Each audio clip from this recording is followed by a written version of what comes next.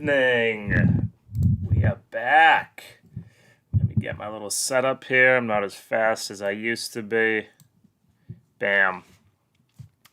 All right, so September 15th, we made it through round one, quarter three, however you best want to identify it. But my name is Evan George. Welcome back to Bostopia Nightly News. And we get some disclaimers before we get into all the fun stuff. But I first want to wish my mom a happy 60th birthday. Turned 60 yesterday on what was, of course, a massive day here. So I wanted to wish her a happy birthday as we start. The second is I am exhausted. I spent all of yesterday from 7 a.m. to 9 p.m. either inside, waiting for the polling results to come back, or outside on my feet. And then I had to wake up early this morning, and my head was rattling, trying to think about what went right, what went wrong today, what I was going to talk about tonight. I had some stuff for work. So I'm going off about 3.5 hours of sleep. I want everyone to keep that in mind. Also, massive shout out. Thank you for the happy birthdays to my mom in the chat. Congratulations, DSA members Kendra Hicks, Tessa Bridge, Becca Miller. Ran incredible preliminary campaigns. I door knocked and organized volunteers for all of them. Very proud of how well they did. I think it shows very encouraging signs for the general, but we still have to keep working and keep fighting. Also, some great news for the Somerville Mayoral election with William advancing, with Trump supporter Billy Truro, whatever his name is, not advancing. He's currently claiming voter fraud, which is, of course, exactly what you want to see after a win, the embarrassment of your enemies. And the Medford School Committee, from everything I've been reading, very great, very positive direction with a lot of progressives. So great job to all those people. I do, of course, have a lot of thoughts and feelings about what happened in District 4 with Joel Richards, which, for people who know me from Twitter or in person, was, of course, a campaign that I was also heavily involved in. I'm going to save that to the end, though, and let's get to it. So the final results, 108,181 people voted. I think about 25% of that number came from early voting. I think that was around 26,000. Those are people who either voted in person early or did mail-in voting. That 108,000 makes up about 25%. There are 437,000 registered voters in Boston. For the breakdowns, Michelle Wu, 33.36%. with 35,888 votes, the clear number one. Second place in the shocker, the upset, Anissa Sabi George at 22.48%, bringing in 24,186 votes. And the neck and neck, third and fourth place, third place being Andrea Campbell, 19.72% at just under 21,000.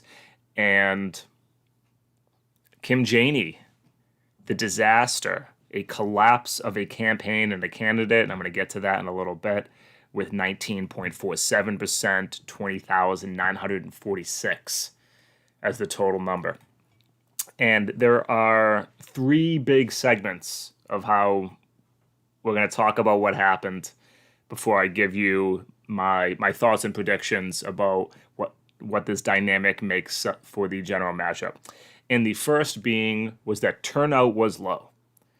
The 2013 preliminary for Boston mayoral race is the one that everyone, all field organizers, campaign managers, candidates, people like me, looked at as what will the turnout be? And that turnout was at 28% back in 2013. Since then, we have had the explosion of social media. I mean, social media did exist, Twitter did exist in 2013, but just the overwhelming adoption of its use from 2013 to now. We had the Trump presidency, which massively politicized everything that we do in life. We had the coronavirus, which absolutely politicized every single thing we did in our lives. And even with all of that, the dynamics of social media, the Trump presidency, COVID, voter participation decreased. Oh, and also, we made it even a little bit easier to vote in this election. We had mail-in voting, no excuse absentee voting. We had early voting locations, and there were problems, absolutely, with its rollout. We had the equivalent of a poll tax, but we had methods of voting which did not exist in 2013. And again, the numbers went down in terms of percentage. That is not a good sign for our democracy. And I made a quick comment during that 60-second TikTok recap where I said prelims and the lower voter participation skews conservative. Someone asked, how could that be with Michelle winning? And we're going to get into all the numbers of what I mean. But why everyone understands that prelims skew conservative, especially in lower voter turnout elections, is because the same people who vote are the same ones that always vote. And the same people that always vote generally going to be homeowners. They're going to be older, above 45. They're going to be really plugged into the community, and people like that who meet those demographics, who are older, who are homeowners, tend to vote for the more moderate conservative candidates year after year, cycle after cycle, local, state, and federal. So that's lesson number one, voter turnout. And there's a great poll that we're going to get into too that shows how much that impacted the race. And that leads me to my second takeaway from tonight, or from yesterday, was that polling works. Polling is back. I will allow the existence of polling. Of course, I talked about it and I covered it. But after the 2016 and 2020 election, I didn't see how anyone could really take polls at face value. But the most recent poll that we had from Emerson and NBC News called this race almost exactly. They had Michelle Wu with, I think, like 30 to 31%. She came up with 33. I think they maybe flipped the order between Anissa, Andrea, and Kim a little bit, the final two polls, but ultimately they had them all in a close race. And they had Michelle basically where she was, and that's how it played out. And so that's my second lesson, and we're going to go through some of the polls, because I think taking the polling that was accurate for the last 2 weeks of the race, looking at how they broke down the demographics of who supported who, now we have the voting numbers. We do not have it broken up by precinct yet, so there will be a part 2 to this where I get even more nitty gritty into what neighborhoods turned out, who exactly voted. I don't know if we had exit polling in this race. That's generally how we try to figure out what demographics supported who. But we'll do a part 2 with a lot more of the nitty gritty neighborhoods of Boston. But for the first poll I want to go into, to kind of try to understand what happened. This was released on September 3rd of this year, Policy for Progress, Mass Inc. polling group. And what they found, not just that Michelle Wu was at the top with quite a bit, some other interesting dynamics before I go into the mayoral stuff, but they were asking what's your most important issue. Back in 2013, housing only equated to 5%. From that to 2017, it jumped up to 23. Then in January of 2021, COVID became everyone's top concern. Obviously, that didn't exist 2013, 2017. And now here we are, August 2021, it's back up at 23. So housing has been, for the last 4 or 5 years in Boston, the number one issue. And in terms of who came out, who did this polling predict is going to go for who? Yes, they had Michelle Wu. Their order was Michelle at 30, Kim Janey at 15, Anissa at 13, Andrea at 11. So again, they were wrong with the inner breakdown, but it's all within the margin of error. They had Michelle up. The most important element of this chart, I mean, I could put it on the screen for the people who are watching on Twitch or Facebook or YouTube, but the most important element is in terms of who had the most likely voters. And the biggest swing between, if you looked at their voting base and then you cut up their voting base in between the likely voters and the less likely voters, Anissa Sabi George had the largest, or one of the largest, after Michelle, pots of most likely voters. while Kim Janey had the least likely voters. When you look at the demographics through all of the polling of who supported Kim Janey, they are historically, traditionally, the people who do not come out to vote. And that's why once we saw, voting turnout was actually down from 2013, yeah, this is going to skew conservative. This is going to really favor Anissa Essabi George. And that's exactly what happened. Now, Michelle has been able to build a machine where basically her demographics, and let's get into it now, is overwhelmingly supportive of her. She had the largest name recognition in this race. We're going to talk about why Kim Janey failed so much and why she was not able to use the powers of the incumbency to advance, to really get her name out there. But entering this race, Michelle Wu was the number one vote getter for the 2019 municipal at-large elections. Everyone knew her name, put her arm around Ed Markey during the Ed Markey versus Joe Kennedy debate, became very well known with climate change, and she had a lot of support with people with college degrees. When you look at the breakdown from the polling of if you had a bachelor's of arts or science, 33% of those people locked in for Michelle. The next closest was 15% if you had a bachelor's degree. That was for Campbell and also for Janey, with Anissa Essabi George at 10%. And this is a little misleading.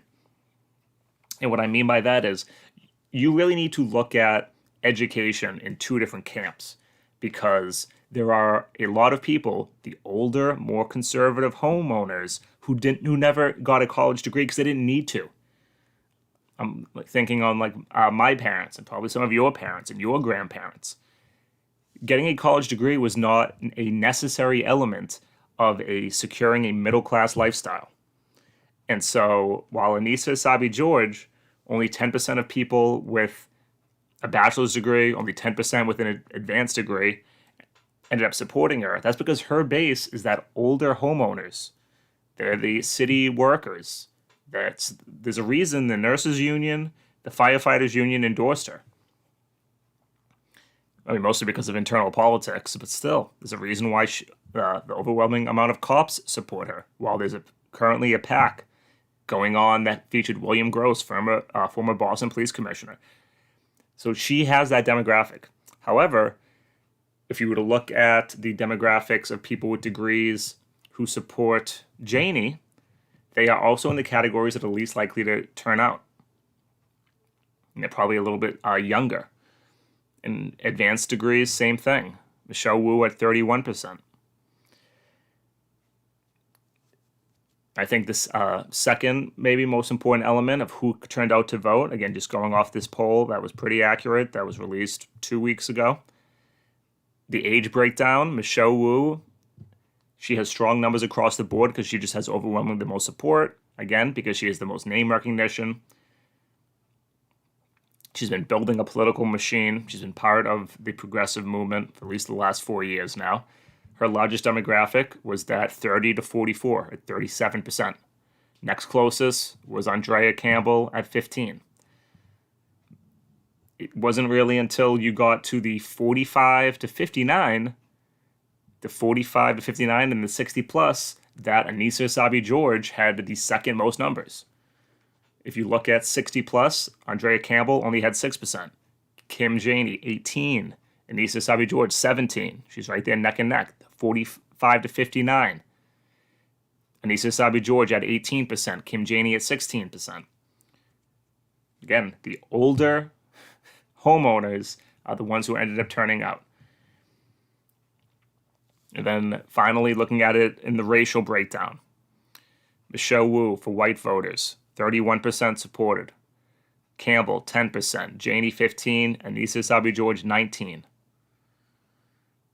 Looking at black voters, Michelle, 20%.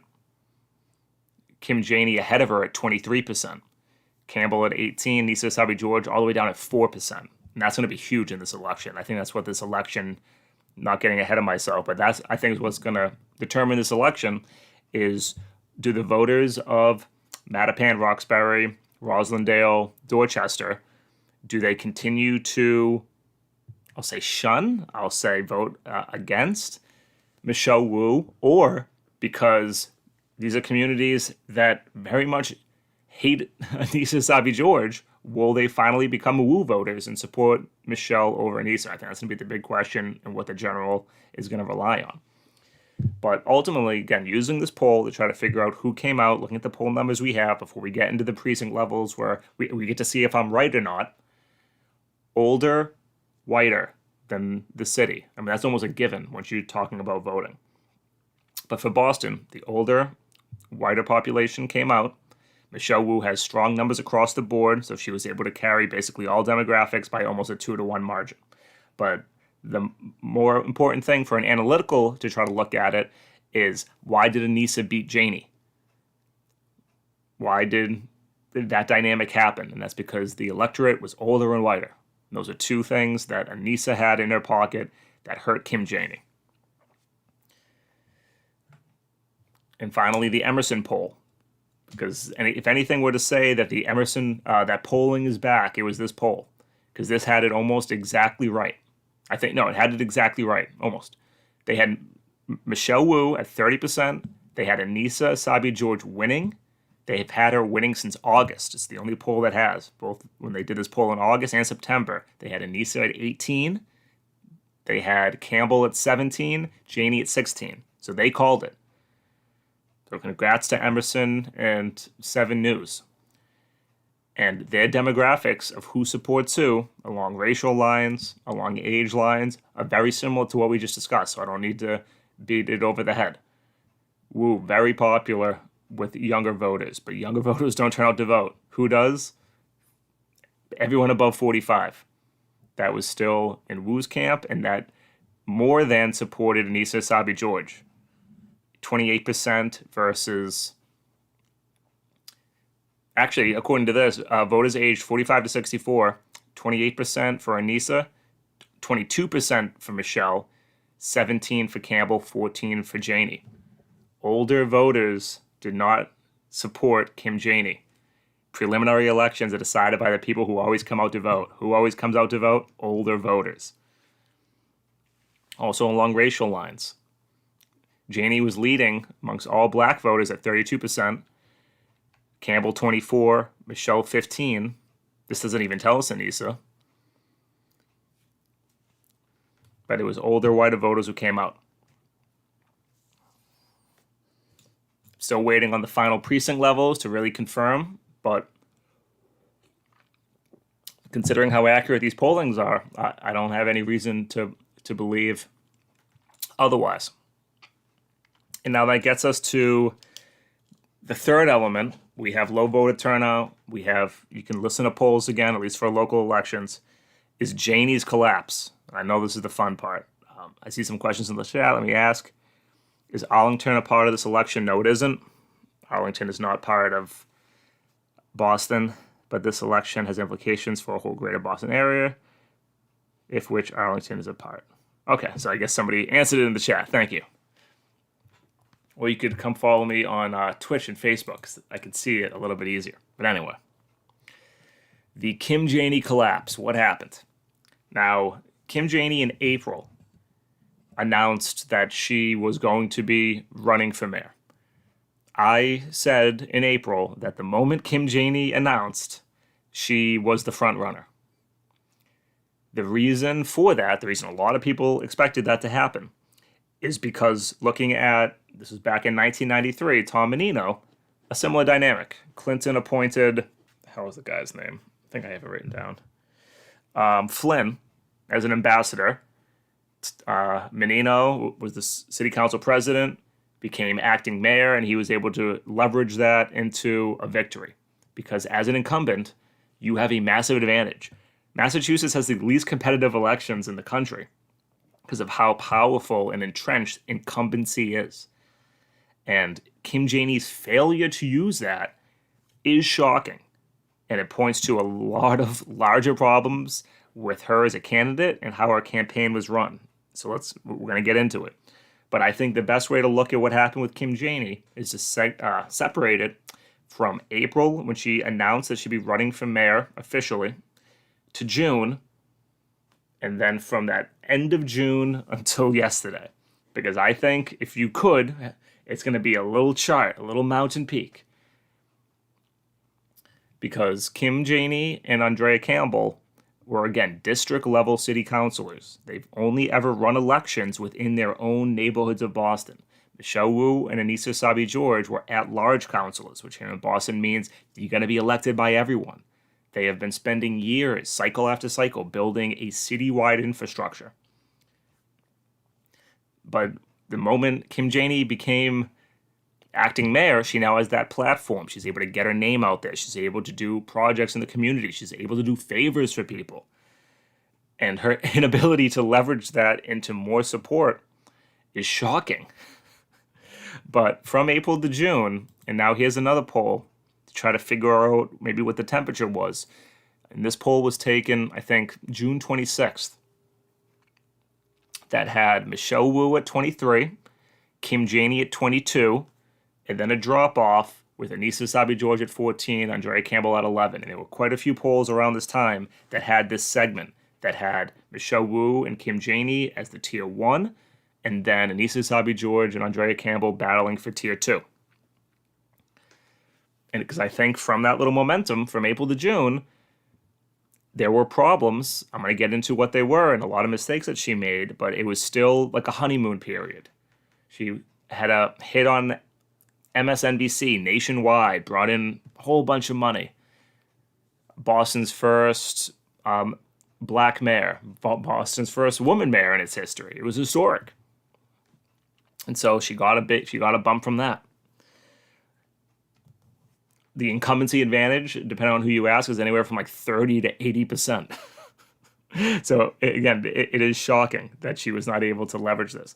But there were so many errors that they made. So let's get into some of them. And I think maybe the biggest one, and this was a little out of her control, but she certainly made it a hell of a lot worse, was COVID. Because as people remember, and I think this was in May, or probably what, April to May, Governor Baker released Massachusetts' reopening. It was supposed to be, I think, August 1st, maybe, or July 1st was going to be the target. Kim Janey came out and then said, all right, Boston, we're going to do it 1 month later. So our reopening will either be August 1st or September 1st. And then at just around the end of May, Charlie Baker decided, F it, let's be heroes, and said, no, we're moving it up. Full reopening next week, party time. It's the summer, let's go. And Kim Janey went right along with it and said, okay, yep, we're doing it too. We're going to open up in a few days right after them, which caused whiplash for everyone. And then, because everyone was on the up and up, this was before the Delta virus. And what ended up happening is right around that end of June, right around where I think the honeymoon ended, coincided with the Delta variant. We had that outbreak. It was Provincetown or Plymouth. It was one of the P's on the Cape here in Massachusetts. And I strongly believe that her first mistake was not sticking to the Boston is highly condensed city compared to the entire 351 cities and towns in Massachusetts. We're going to wait. Okay, Charlie Baker, if you want to instantly reopen the state because you're seeing positive things, okay, I wanted us to wait 1 month. We're going to wait a month. We're going to see the trajectory of what's happening. Because if she would have done that, 1 month later would have been just as this Delta variant entered. It would have been, I think, maybe 1 week before. And it would have maybe allowed Kim Janey to pause this reopening and shown how smart she was, how in control, how mayoral she was into making a decision of, hey, I said earlier Boston should wait a month. I'm not going to get caught up in this incitement like Charlie Baker. I'm going to wait. And she could not have known. Nobody knew a new variant was coming. I don't think anyone really expected this level of vaccine hesitancy. But I think her first big mistake was rushing our reopening. And it just happened to coincide with what would have been a very nice 1 month thing that she already had planned. And then she absolutely made it a hell of a lot worse by also around that time she announced, oh, and by the way, all city employees, no, you remember that plan that I said you're going to come back like August, September. Nope, you're coming back in 2 weeks. Let's go. Back at work. And this caused all city employees to be like, what the F? Like, I have to make childcare. It's the start of summer. I made plans with my family. Now you're saying I don't think it was literally 2 weeks, but close enough. That the original plan that you told us last month, that's all gone. And now I have to find childcare for my family. I got to cancel all this stuff. So much so that a major labor union that represents a lot of city employees sued her administration. She didn't consult them, didn't do anything. Of course, I think a month or two later, that same union ended up endorsing her, comically. But that was another massive mistake that showed that her impatience, her lack of forethought, her lack of strategy, her lack of taking it maybe seriously. And then she got hammered with this lack of taking it seriously from this June until arguably today. She had to be pushed, pulled, harassed by members of the city council to issue a mask mandate, which she finally did.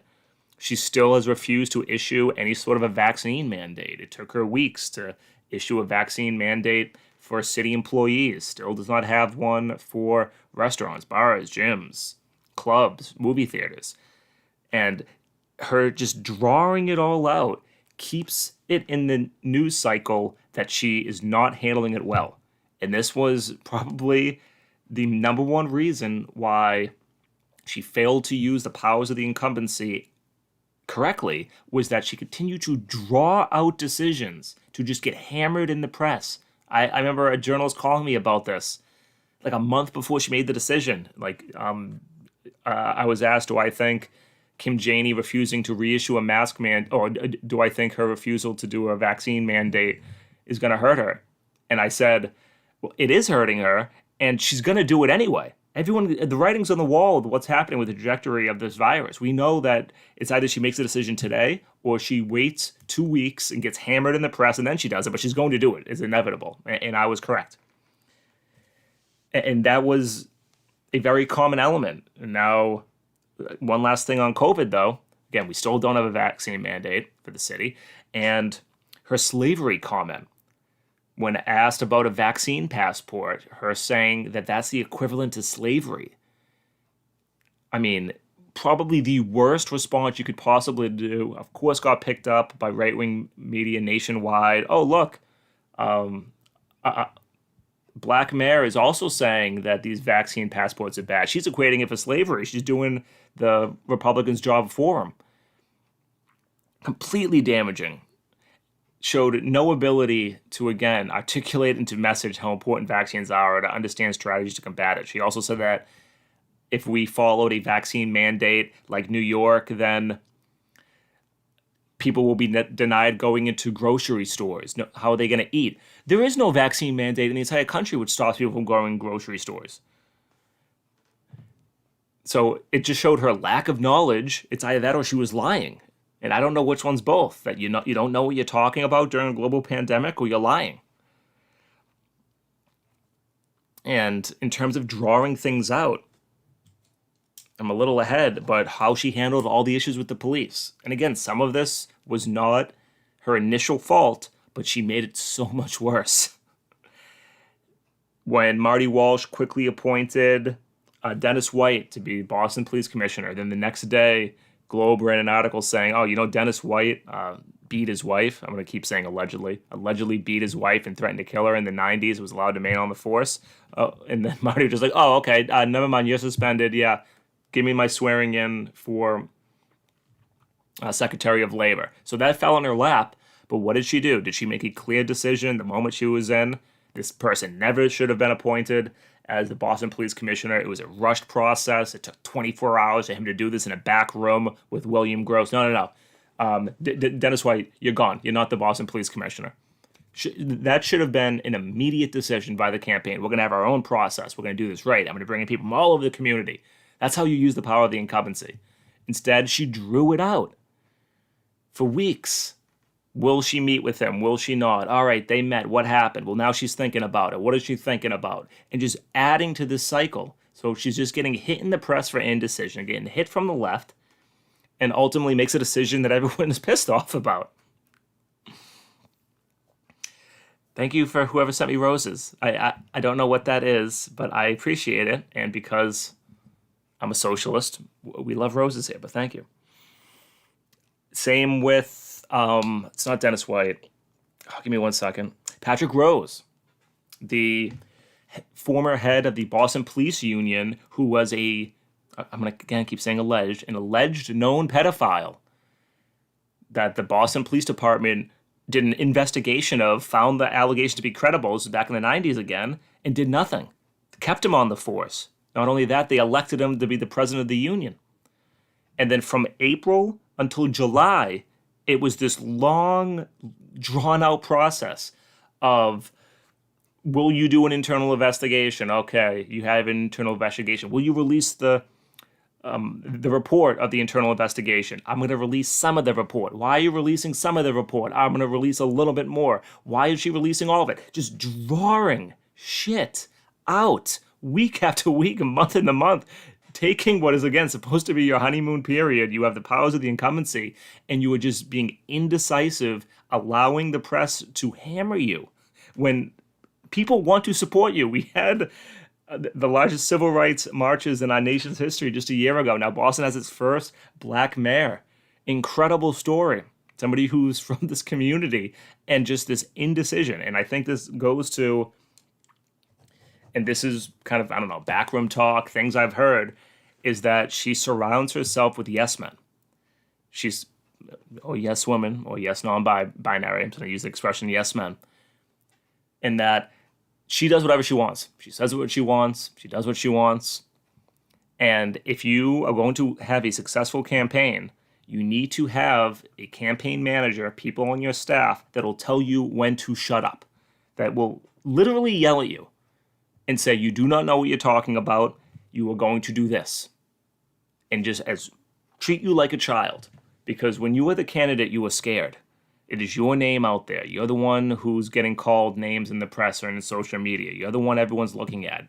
You don't want to lose. You don't want to be a failure. You have all this fear and pressure on you. And so you make bad decisions. Also, candidates don't know how to run campaigns. And so you need to surround yourself with people who will angrily disagree with you. And I don't know, not to bring it up, but I think this is some criticism I've heard of Bernie Sanders, is that he's hard to control. He's a tough candidate. I'm sorry. Tough shit. But I think a lot of her comments showed her own internal biases, things she would struggle with. I can't imagine anyone on her staff said, oh, you know what you should do if you ask about the vaccine passports? Equate it to slavery. That's going to buy us a good 20 minutes. It's horrible. All right, let me catch up with the chat. And then we'll talk about our no-shows at the debate. TikTok is killing me, making me scroll here. Hello. Again, I appreciate the roses. I saw some weird cash emoji. I don't know what happened. Thank you again for the birthday wishes for my mom. Yes, I talked about how Billy Churro got knocked out. He was a Trump supporter who, because of his family, they just owned property all over the city. So they just posted his signs everywhere. And the lawn signs make it seem like there's all this support. Very common expression is lawn signs don't vote. Lawn signs do not vote. I haven't really discussed Campbell yet. I will, though. I'll let you know who to vote for in all the districts as we get closer to the general. I do have Twitter. I'm the same name on it. Last question I'll answer here. Barros's campaign. Barros never should have entered, and he should have dropped out 2 months ago, and I wouldn't have hammered him so bad. He never should have wrote an op-ed bashing rent control on his way out. But, so yeah, Barros was a non-factor in this race.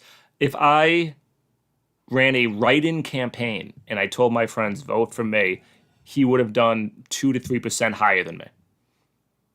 Completely pointless him being in the election. But for some people, it's a vanity project. And I hate to say it, he did not have a clear or bold vision. And if you don't have a clear or bold vision of what you're fighting for, then you're doing it for vanity. And you never should have been in the race to begin with. And so we're still on Kim Janey's collapse because I think it is the story. And it was her fourth element of this, her no-show at the debates. And some people disagree with this, and it's fine, but just run with me for a second. So the Boston Globe ran a story that Kim Janey has only been showing up to half the debates. Now, this was a strategy that a lot of incumbents do. They don't show up to debates. You let the candidates do their thing. I'm the incumbent. They're competing for my job. I'm going to go out there and actually do the job in the community, right? However, as I just talked about in the beginning, this had low voter turnout. 3 out of every 4 voters in Boston stayed home. And it's one thing I can promise you is that if you watched a Boston mayoral debate, you voted. If you read a synopsis of a Boston mayoral debate, you voted. If you have friends and family in the city who asked you, who should I vote for mayor? And you say, you know what, I watched the debate. I really liked this person. That person is probably going to end up supporting that candidate. And so rather than using the debates to speak to the people who are actually voting, she allowed them to have an open platform to get their name out there. And I think that's a mistake. I think if you're going to run for office, you need to have a clear vision. You go out there, you talk about what you're doing for the community, you say your name as many times as possible, you tell your story. And her showing up to half or less than half of the debates did not allow her to speak to the people who actually voted, which again, low voter turnout. You have to speak to the people who are actually voting. And finally, and maybe this gets to one of the questions in the chat, is about Andrea Campbell. And a positive in Andrea's favor, she was the best on policing in Boston. Michelle Wu has also made comments about reallocating fund. I'll use the D word, defunding the police. But Andrea Campbell was willing to put a dollar figure on that amount, and so she does deserve credit for that. Also, she deserves credit for running when Marty Walsh still was in his seat and had everyone, would have been a landslide election if Marty Walsh ran. She decided to take him on too with Michelle. So she deserves credit for that too. But the moment Kim Janey entered the race with the incumbency, she lost the lane. Andrea's whole plan was, I am going to run with Michelle Wu's policies, but I'm from here and she isn't. And that probably would have been enough to win. In a world where Kim Janey is not the acting mayor who decides to run for office, there is a world where if it was just Michelle and Andrea in a heads-up match for all those months, I think Andrea would have pulled out, right? But Kim Janey entering the race closed that lane. What did Kim Janey instantly start to do? I'm also for universal transportation. I'm going to have a pilot program for free busing. She extended the eviction moratorium here in Boston. Waited on it, going back to her waiting to make decisions, but she still did it. So she completely, and again, black woman from the city. So she completely closed off Andrea's lane. And the campaign strategy that Andrea's people had them do was, we're going to bash Kim Janey and we're going to go get those votes back. We're not dropping out. Even as some of the organizations that are led by people of color throughout the city began to consolidate around Kim Janey, Andrea Campbell just like, nope, I'm not leaving. And spent the majority of her time, at least the last 2 to 3 months, bashing Kim Janey. And I think those two campaigns, it got very personal. Got personal between the candidates. It got personal between the campaigns. I think it's going to cause a lot of bad blood in Boston for the next decade. I made the comment a week ago. But if both of them get knocked out, oh my God. I forget what election it was, where there was also 2 black candidates that I don't know if they went at each other the same way Andrea and Kim did, but a lot of people were pissed that there was no consolidation. Some of it is based upon a false understanding of voting and demographics. People view the black vote as a monolith, as everyone who votes with one mind, and that's just not how it works. Age is a very important factor. Income is a very important factor. All of these things. There is no one solidified black vote. And so trying to treat it like that, and this happens all the time in politics, you end up getting kind of burned by it. But Andrea nonstop attacking on Kim Janey absolutely kind of deterred this race, and I think got both of them off balance. And we're going to see what the repercussions of that is between them, their campaigns, the organizations that We're split on it, that whole thing. But those are the top 5 reasons for the Janey collapse. In summary, how she handled COVID, surrounding herself with yes men, how she handled the police, just drawing out decisions, making it look like she's reacting to pressure from the other candidates, not her own boldness. No show at the debates, and Andrea Campbell attacking her. Those are my top 5 of why Kim Janey collapsed. And ultimately why we ended up with Michelle Wu and Anissa Sabi-George like we did. So my final comments, these won't be as articulate or thought out. I don't know to what extent what I just said was articulate or thought out. Again, I am exhausted right now. But about predictions of what's going to happen. So I said months and months ago that Anissa Sabi-George has the hardest path to win the prelims, to make it in the top 2 of the prelims, but she is going to be a very, very good general candidate. And I still absolutely believe that. She is from here, and people need to understand how important that is in local races. Every Kim Janey's lit, Andrea Campbell's lit, Anissa Sabi-George's lit. They all began with they're from here. Why is that? Because it contrasts them with Michelle Wu, who is from Chicago. And this entire race will be nativist. That Anissa is from here. Now, there are ways of challenging that, and we're going to see how the Wu campaign handles it. But I think Anissa is going to be a very formidable general candidate. I think she's going to be willing to go negative in ways that maybe the Wu campaign will be hesitant to. I think they need to go negative today. I think they need their PACs. There's a lot of dirt on Anissa Sabi-George. Globe article about how she uses her office to enrich her husband, who's a developer. But I think she's going to solidify absolutely the white vote, and she's going to try to scare them that Michelle Wu, an outsider, a foreigner, how much does Chinese people as a foreigner play in this country?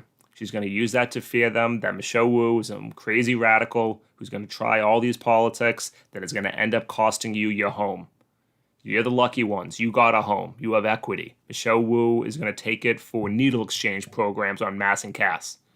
If crime ever comes back to being a number 1 issue in this city, Anisha's going to ride that wave. Oh, Michelle Wu and her best friend Elizabeth Warren. Watch how much Elizabeth Warren is going to be weaponized in this campaign against her. Watch how much. Already did it in Anissa's acceptance speech or celebration speech, whatever, talking about how Michelle has a Harvard degree in a mocking tone. That plays in Boston. I don't like kids from Harvard. And so I think she's going to be tough, and I think the core of the race is going to end up being on whether or not the communities of Dorchester, Rosendale, Mattapan end up supporting Michelle or Anissa. But again, Michelle is entering this in a very positive way. We have there's like 45, 48 days until the general election, plenty of time to register new voters, plenty of time to get young people who, again, do not participate in local politics, but most certainly do not participate in preliminary elections, to get them to come out. So the trends are set. It's positive for Michelle. It is. But it's going to be a long and a quick 40-something days. So if I had to call the race right now, Michelle Wu is going to win. But I think it's gonna get bloody. So I hope her campaign is ready. I got 11 other candidates I need to get elected to city councils that I've been elected to accomplish that mission. So I'm a little busy. But if there's any Wu staffers, or I think even better, if you operate a PAC that is supporting Michelle, you don't want the campaign's name on it, give me a call. I'll write some copy for you for free. Last statement I'm going to make, and then I'll answer questions. People have questions. We'll call it a night. I went a little bit longer than I wanted to. And that's about Joel Richards' campaign. So, Joel Richards, District 4 candidate, school teacher, Boston Teachers Union organizer, local minister here in Dorchester, Boston DSA member. I met him actually comically. There's an art studio here in Boston. I was just in the area, so I popped in. The back of the room, circle of chairs, and I just hear somebody say, "Is that Evan George?" And I turn. It's political organizer, a friend of mine here in Dorchester. So I go to the circle. Everyone's looking kind of shook and scared because they were having a secret meeting about like discussing like Joel's run and all this stuff. And the person who knew me introduced me to Joel and said, "Yep, if Joel decides to do this, like this is Evan George. This is the person that's going to be spending a lot of time with you." And that's basically what I do. So Joel ran an incredible campaign, knocked 20,000 doors, which I guarantee you is thousands of doors more than the people who ended up advancing. We came in third in this race. This was the, if not the second, most competitive district race in Boston, this in D7. And again, we came in third from somebody with no name recognition, somebody who is not from the area, does not have a large family in the area. Through doors, a lot of college students from YDSA chapters in the region came out. Very grateful. A lot of DSAers came out. A lot of people who have never knocked doors their first time. But Joel was an incredible candidate. There's a Jacobin article where he talks about the ties between Christianity and socialism. I recommend people read. But it wasn't enough, and certainly hurts to lose. It hurts to lose any race. It hurts to lose when the person that you're supporting is the best in terms of their policies. And now the district is going to be maybe represented by somebody who the cops love or developers love. And no one's going to win in that equation. But why wasn't it enough? Why wasn't 20,000 doors enough, raising $60,000? It should have been enough. Why wasn't it? Nativism. And I'm going to read you a quote from Worrell's campaign. This is from Seth Daniels' piece, Dorchester Reporter today. Interviewing Brian Worrell, who was the top candidate to make it out. The second was former state representative Evandro.